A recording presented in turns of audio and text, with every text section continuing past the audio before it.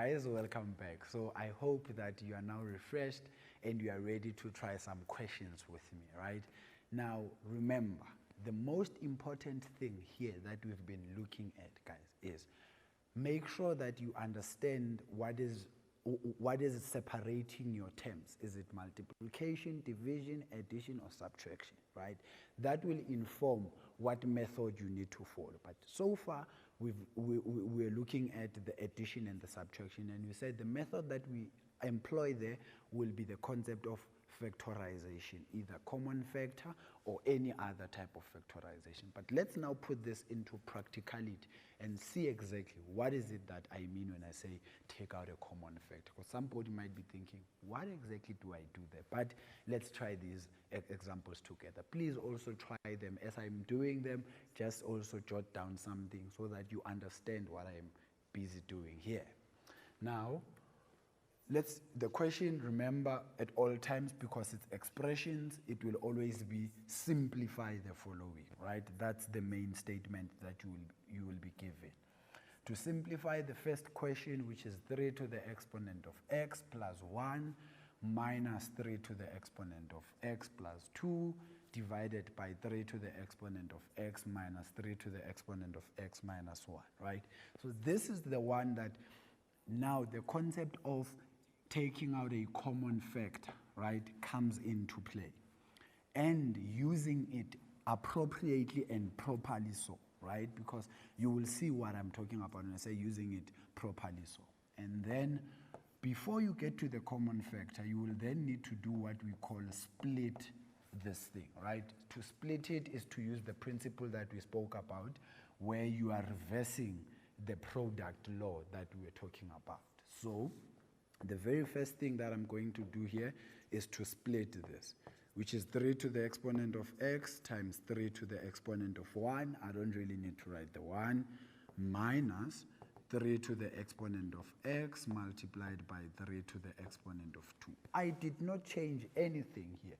I just rewrote this as what it was before it got to be 3 to the exponent of x plus 1 and 3 to the exponent of x plus 2. Divide all of this by 3 to the exponent of x. I don't need to do anything there. Minus 3 to the exponent of x times 3 to the exponent of negative 1. So I know I said I don't need to write 1, but now this is a different one. It's a negative 1. So you definitely need to write it down, right? So we've done this. After we split, we then go to take out a common factor, if there is a common factor. So here you can see that the 3 to the exponent of x and the 3 to the exponent of x is there.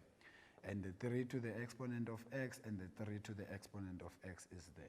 Now, guys, you know what? I know that you like easy things, right? And shortcuts. You don't cancel out anything here. Why do you not cancel? Because there is a minus and a plus between these terms. So you don't play around with cancelling. Right?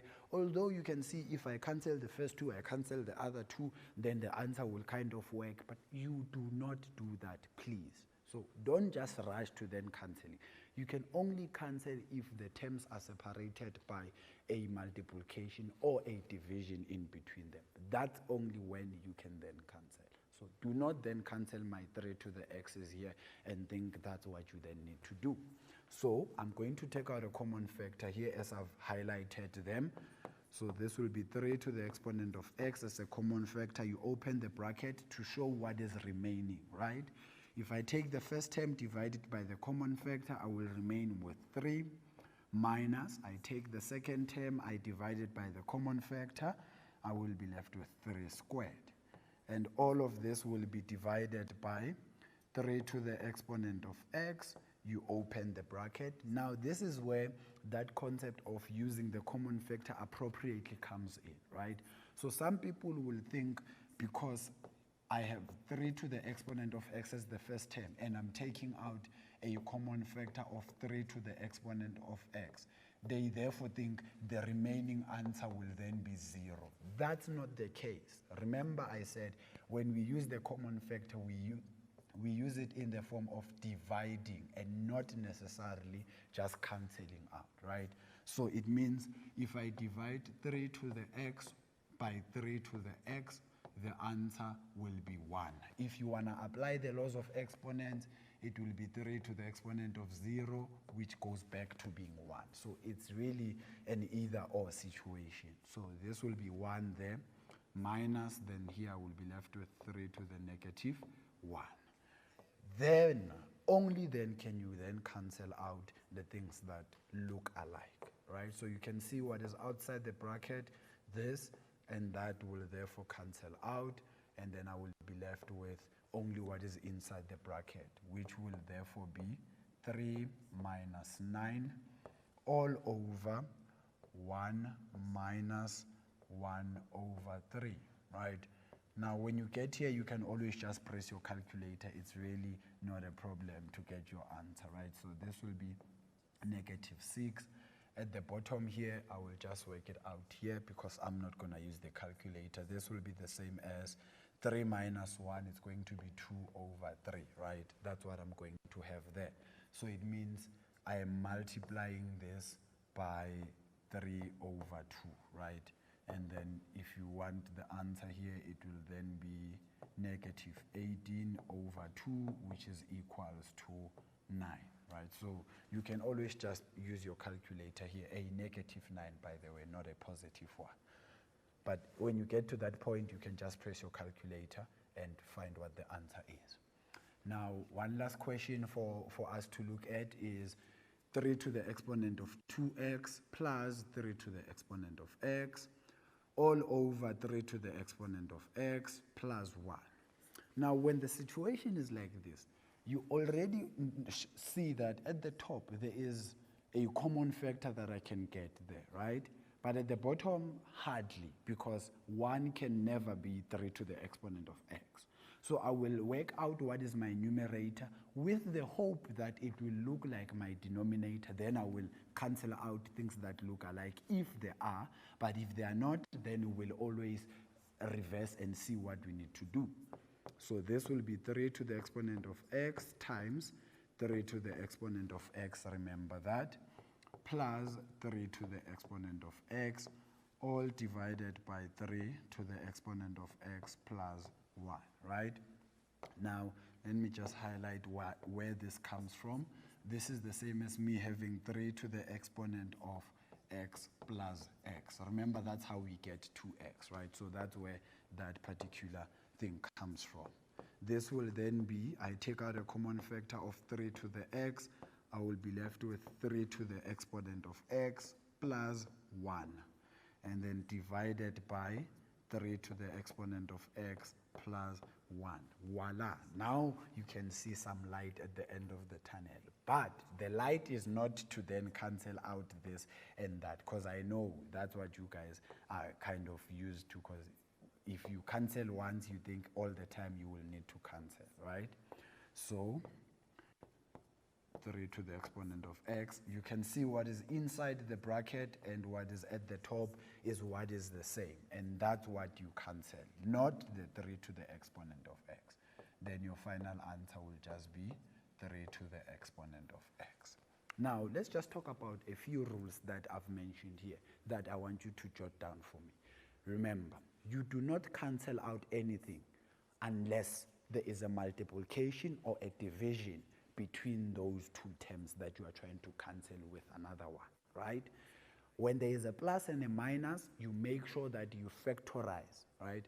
You factorize by doing what? Either taking out a common factor or using the factorization of a quadratic equation, but in the form of an exponential form. And if that is a bit difficult for you, just try to then simplify it and let the common thing to be a letter K or a letter V, a letter S. It doesn't really matter what letter you are using, as long as at the end you're going to substitute it back into what it was originally before you then introduce something new. But when you introduce something new, you don't just introduce it. You tell me that let to be equal to K. You don't just then substitute K, because then I'm going to wonder where does K come from, right? So that I know that This is the flow. Remember, maths is a language, guys. You are communicating with me to say, I'm doing this, now I'm doing this, now I'm doing this. So always make sure that those little nitty-gritties, you do follow them appropriately. Now, let's look at the concept of the difference of two squares, right? Why is this a difference of two squares? At the top, it can be the same as 2 to the exponent of 2x minus 1 all over 2 to the exponent of x plus 1. I don't need to do anything at the bottom because really there is nothing I can do. It's more like the previous example we just did.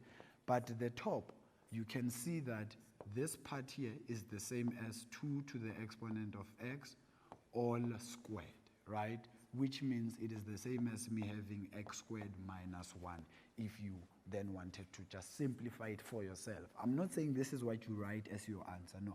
Just so that you can have an idea while you are practicing what exactly this is, right? If I wanted to factorize this, it will be x minus 1 and then x plus 1, right? But what is our x here?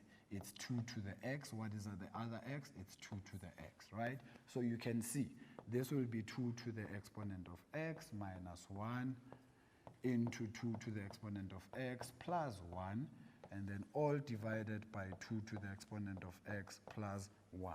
And then you can see there is things that look alike there, which is this and that bracket. Therefore, my final answer will just be 2 to the exponent of x minus 1, like that. You don't subtract anything there. The 2 and the 1 are not like terms because there's an exponent. You just leave it as is. Now, the interesting one will therefore be this one, where now we are dealing with the concept of a quadratic trinomial, right?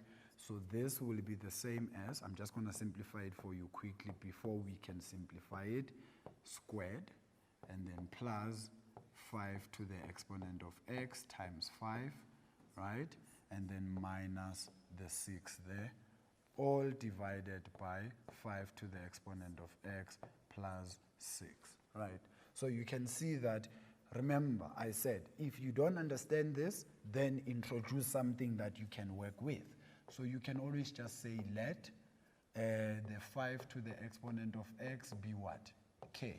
And then you can then work it out. So this is the same as k squared plus 5k minus 6, right? If I factorize this, this will give me k plus 6 into k minus 1, you see. So you can already see that this is definitely factorizable.